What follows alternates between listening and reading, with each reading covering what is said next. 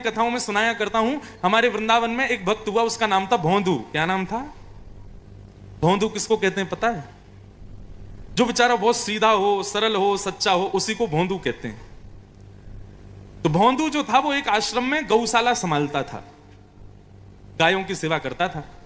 और गायों की सेवा से निवृत्त होकर जिस आश्रम में वो रहता था, उनके गुरुजी शाम को प्रवचन करते थे। भोंदू सबसे पीछे बैठ करके और गुरुजी का प्रवचन सुनता था। एक दिन गुरुजी बता रहे थे कि ठाकुर जी तो गैया चराने के लिए भांडीर वन जाते हैं। अब भोंदू भी गौशाला की गायों को लेकर भांडीर वन ही जाता था। तो भोंदू के कान खड़े हो गए, बोले ये गुरुजी क्या कह रहे हैं? ठाकुर जी गैयाओं को चराने भांडीर वन, यमुना जी के वृंदावन के यमुना जी के उस पार है भांडीर वन।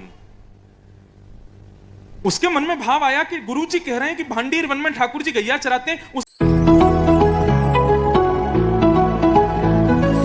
तू ही पागल है, ठाकुर जी तो आज भी आते होंगे, तेरी दृष्टि नहीं है, तू देख ही नहीं पाया। कोई बात नहीं, गुरुजी बता रहे हैं तो सच में ठाकुर जी आते ही होंगे। कल देखूंगा, ठाकुर जी को ढूंढूंगा कहां आते हैं। अब वो बेचारा इतना सीधा, उसके मन में एक बार भी ये भाव नहीं आया कि गुरुजी कथा 5000 वर्ष पुरानी सुना रहे हैं। उसको लगा आज भी ठाकुर जी आते ही होंगे। और भोंदू आज फिर पहुंच गया गैयाओं को लेके, और मन में विचार करने लगा ठाकुर जी यहीं कहीं चरा रहे होंगे, ठाकुर जी की गैया यहीं घूम रही होगी। नीचे ब्रजरज में गौर से देखने लगा, कहीं ठाकुर जी के चरण चिन्ह दिख जाएं तो मैं लाल जी से आज मिल लूंगा। बंधु, इतनी सरलता, इतनी सहजता, इतना सीधा वो भोंदू कि उसका भाव ठाकुर जी को भा गया। और वो भोंदू एक वृक्ष के नीचे बैठा था, मन में विचार कर रहा था, बार बार देख रहा था कि ठाकुर जी यहीं कहीं वन में घूम रहे होंगे। इतने में ही असंख्य गायों का झुंड सामने से आता हुआ दिखाई दिया, और उस झुंड के मध्य में सांवरे सलोने त्रिभंग लली पीतांबरी पहने हुए श्री राधा रमण लाल उसकी ओर आ रहे हैं। ये सत्य घटना है, ज्यादा नहीं 100 वर्ष पुरानी होगी हमारे वृंदावन की। उसके नेत्रों में आंसू आ गए, कितने प्यारे हैं ठाकुर जी। तम गोरज छुरित कुंतल बद्दवरहा। आहा, ये श्लोक भागवत का इतना सुंदर है। इसका अर्थ क्या है पता है? बहुत ध्यान से सुनना। ठाकुर जी जब गैया चराते हैं ना, सब लोग इधर देखो, बहुत ध्यान से सुनो। ठाकुर जी जब गैया चराने के लिए वन में जाते हैं तो गैया तिरछी नजर करके सूर्य को देखती है और सूर्य से कहती है ठाकुर जी हमको छूते हैं, हमारे ऊपर गलबैयां डालते हैं, हमारा दूध पीते हैं, ये सब सुख तो मिलता है, लेकिन जैसे मां यशोदा लाल जी का श्रृंगार करती है वो सुख हमको कभी नहीं मिलता। हे सूर्य नारायण, कुछ कृपा करो ना। तो सूर्य क्या करते हैं, बादलों की ओट से बाहर आ जाते हैं और स्वयं को इतना गर्म करते हैं कि ठाकुर जी को पसीना आने लग जाता है। और जैसे ही ठाकुर जी के मुखमंडल पर प्रश्वेत के बिंदु आते हैं, पसीने के बिंदु छोटे छोटे आ जाते हैं, तो चारों तरफ चल रही गाय वो जोर जोर से ब्रजरज में कूदने लग जाती है और ब्रजरज एक बवंडर सा बनकर के खड़ा हो जाता है। बीच में ठाकुर जी हैं, चारों तरफ ब्रजरज है, और जैसे ही वो ब्रजरज शांत होती है तो गायों के खुरों से उड़ने वाली धूल ठाकुर जी के उन प्रश्वेत के बिंदुओं से जाके लग करके ठाकुर जी का श्रृंगार कर देती है। आपने अभी हमारे लाल जी का भी होता है, कभी श्रृंगार अगर आपने देखा हो तो ठाकुर जी का एक श्रृंगार होता है, एक बिंदी बिंदी बिंदी बिंदी बिंदी ऐसे घूम के फिर यहां आके ऐसे गोल लगती है। इसको बोलते हैं पत्रावली का श्रृंगार। क्या कहते हैं? ये ठाकुर जी को बहुत प्रिय है। आप सब भी अपने घर में रोज चंदन घिसो, और चंदन घिस करके छोटी सी कोई एक ऐसी सीख हो जिससे ठाकुर जी को लगे ना, और उससे ऐसे बिंदी बिंदी बिंदी लगा करके ऐसे ठाकुर जी का, ये पत्रावली का श्रृंगार, ये पत्रावली का श्रृंगार गायों ने किया ठाकुर जी का। आज जैसे ही गोपाल जी लौट करके नंद भवन आए और मैया ने देखा ऐसी छोटी छोटी ब्रजरज की बिंदी लगी हैं, और लाल जी इतने प्यारे लग रहे हैं, इतने प्यारे लग रहे हैं कि रोज तो यशोदा मैया जब ठाकुर जी गैया चरा के आते हैं तो मुंह धुलाती है ठाकुर जी का और अपनी साड़ी से पहुंचती है, लेकिन आज मैया ने ठाकुर जी का मुंह ही नहीं पहुंचा। बोले इतना प्यारो लग रहा है मेरो लाला। और अगले दिन से मैया चंदन घिस करके ठाकुर जी का श्रृंगार करती है। तो ये ठाकुर जी को अति प्रिय श्रृंगार है। आज भोंदू बैठा था और ठाकुर जी उसी श्रृंगार में से निकल के आ रहे हैं। छोटे छोटे छोटे छोटे बिंदु लगे हैं और उन पर ब्रजरज लगी है। जैसे ही भगवान समीप पहुंचे, चरणों में प्रणाम करके बोला, आप वही हो ना जिनके बारे में हमारे गुरुजी सुनाते हैं? ठाकुर जी बोले मुझे क्या पता तुम्हारे गुरुजी क्या सुनाते हैं। बोले नहीं, मेरे गुरुजी सुनाते हैं नंद नंदन हैं, मोर मुकुट पहनते हैं, पीली पीतांबरी पहनते हैं, सांवरे से हैं, लेकिन सांवले होने के बाद भी इतने सुंदर हैं कि नेत्र पलक झपकना भूल जाती हैं। और जब से आप मुझे दिख रहे हो मेरी स्थिति वही हो रही है। आप नंद नंदन हो ना? ठाकुर जी बोले हाँ हम ही हैं नंद नंदन।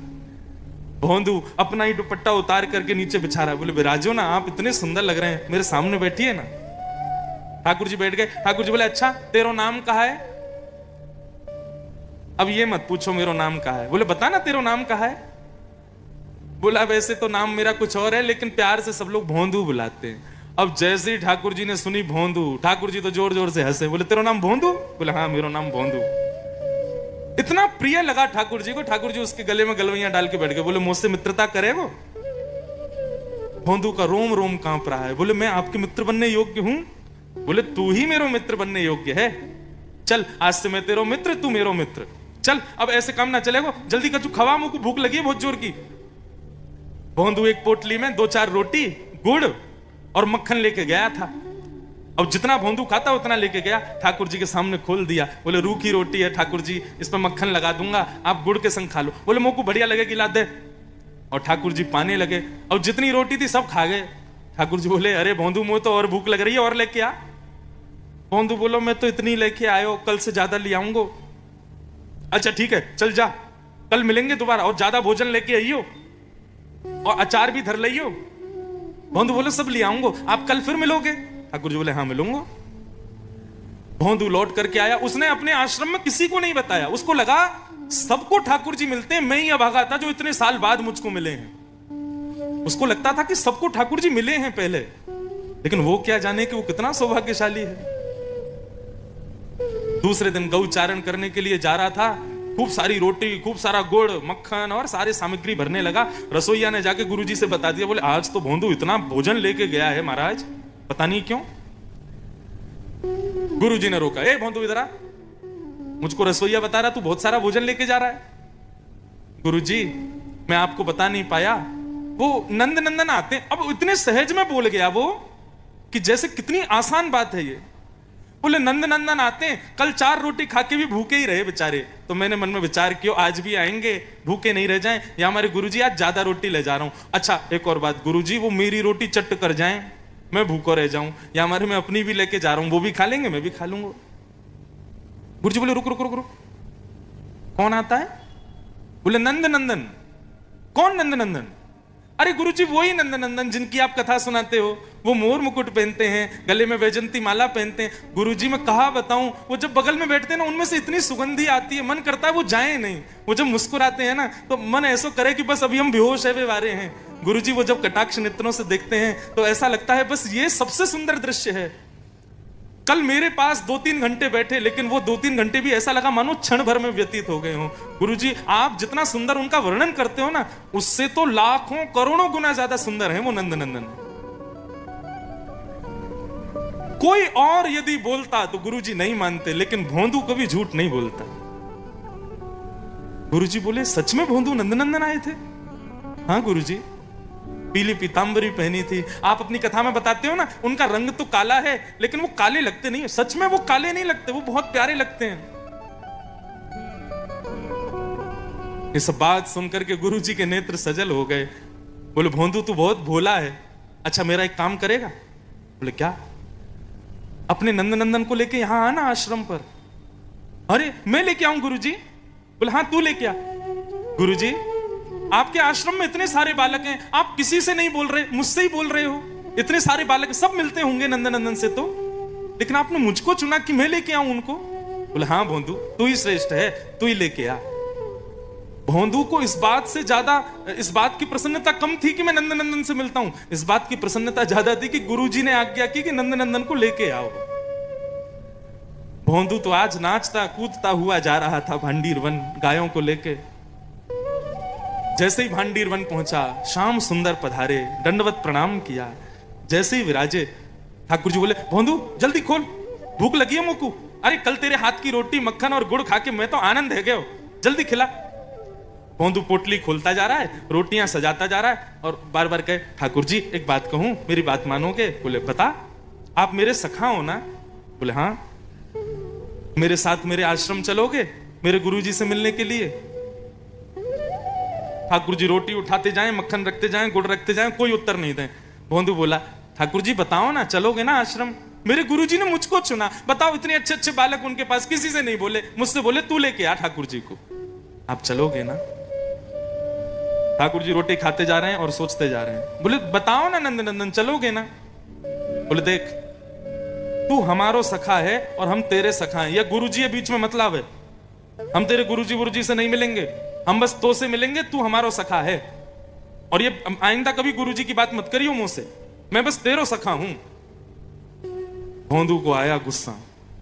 बोले खबरदार, जो हमारे गुरुजी के बारे में कुछ बोला तो आपने, मैं तो आपको जानता ही नहीं था, मुझे तो पता ही नहीं था आप कौन हो। मेरे गुरुजी ने बताया, मैंने तो आपको कभी देखा नहीं, मेरे गुरुजी ने प्रवचन में सुनाया, और आप आज गुरुजी के बारे में ऐसे कह रहे हो। अरे नहीं जाना तो बिल्कुल मत जाओ, लेकिन हमारे गुरुजी को कुछ गलत मत बोलो। ठाकुर जी बोले हाँ, बहुत देखे तेरे जैसे गुरुजी, और तू हमारा सखा है, बस तेरे गुरुजी से हमारा कोई लेना देना नहीं। भोंदू थोड़ी देर तो शांत रहा, थोड़ी देर बाद बोला लाओ ये रोटी भी दो, ये भी गुरुजी नहीं बनाई है, ये भी मत खाओ। और सुनो, जो हमारे गुरुजी का नहीं वो हमारा नहीं, आज से आम पाम 100 साल की कुट्टी। जाओ और कल से यहां गैया लेके मत आना अपनी। ठाकुर जी से बोल रहा है, आप कहीं और गैया चराने जाया करो, यहां पे मत आया करो, ये मेरा स्थान है। हमारे गुरुजी से प्रेम नहीं करोगे तो हम भी आपके नहीं है। ठाकुर जी बोले रोटी तो पूरी खान दे। बोले नहीं मिलेगी, ये भी गुरुजी की है। और सारी पोटली वोटली बांधी और अपनी गायों को इकट्ठा किया और बोले आज के बाद नहीं मिलूंगा आपसे, मैं जा रहा हूं, और यदि मुझसे मिलना है तो चलो मेरे गुरुजी के पास। नहीं जाना, मेरा भोंदू मुझसे दूर क्यों जा रहा है? और जैसे ही भोंदू अदृश्य होने लगा, रोक नहीं पाए श्री राधा रमन लाल स्वयं को, दौड़े और दौड़ करके चढ़ गए भोंदू के कंधे पर और बोले चल, लेके चल अपने गुरुजी के पास, नहीं तोड़नी है हमें तुझसे मित्रता। भोंदू ने पकड़ा ठाकुर जी को, कमर पर ऐसे लद गए पीछे। और आज आश्रम में गुरुदेव बैठे थे, जैसे ही राह पर देखा असंख्य गाय आ रही हैं गौशाला की, और बीच में भोंदू अपने कंधे पर ठाकुर जी को लेकर के आ रहा है। ये देखकर के गुरुजी मूर्छित हो गए, और जैसे तैसे जल का छिड़काव करके जब होश आया तो क्या पाया, सामने भोंदू खड़ा है और भोंदू के कंधे पर ठाकुर जी लदे हुए हैं। ये दृश्य देख करके गुरुदेव ने भोंदू के चरण पकड़ लिए। बोले हमने इतना ज्ञान इकट्ठा किया, इतने विद्वान बन गए, इतने बड़े आश्रम के महंत बन गए, आज तक कभी ठाकुर जी का दर्शन नहीं कर पाए। धन्य है भोंदू, सामान्य गायों की सेवा करता है, तेरे सहज भाव पर ठाकुर जी इतने रीझ गए कि तुझे सखा बना लिया। आप बहुत ज्ञानी बन जाओ, ठाकुर जी नहीं मिलेंगे। आप बहुत तपस्वी बन जाओ, नहीं मिलेंगे। बहुत वैरागी बन जाओ, त्यागी बन जाओ, ठाकुर जी प्रसन्न नहीं होंगे। लेकिन आप दीन हो जाओ, ठाकुर जी अपना सर्वस्व आप पर लुटा देंगे। हमें ज्ञानी नहीं बनना है, हमें ज्यादा पदवियां, ज्यादा ऊंचे सिंहासन पर, कहने में तो अतिशयोक्ति है, लेकिन मैं व्यासपीठ पर बैठा हूं, यह भी एक प्रकार से भगवत मिलन में बाधा है, क्योंकि मैंने सम्मान का स्थान ग्रहण किया। हो सकता है आप लोगों को ज्यादा कृपा कर दें, ठाकुर जी मुझ पे नहीं करेंगे। इसलिए भैया दीन बनो, सरल बनो, सहज बनो, ज्यादा चतुराई मत लाओ अपने भीतर। ठाकुर जी को चतुर लोग प्रिय नहीं है, जो दीन है, जो सहज है, वो ठाकुर जी को प्राणों से भी प्यारा।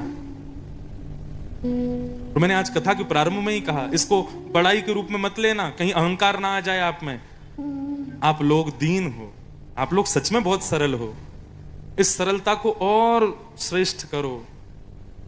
कोई आपसे आके छल कर जाए, कपट कर जाए, कोई आपसे आकर के और जो चतुराई दिखा जाए, दिखाने दो, वो भोगेगा, लेकिन आप चतुर मत बनो, आप सहज ही रहना। ठाकुर जी को वो सरलता, सहजता प्रिय है। हमारे ब्रज से ठाकुर जी का प्रेम केवल इसी गुण की वजह से, क्योंकि ब्रजवासी बड़े सरल हैं, ब्रजवासी बहुत सीधे हैं। निर्मल मन जन सो मोहि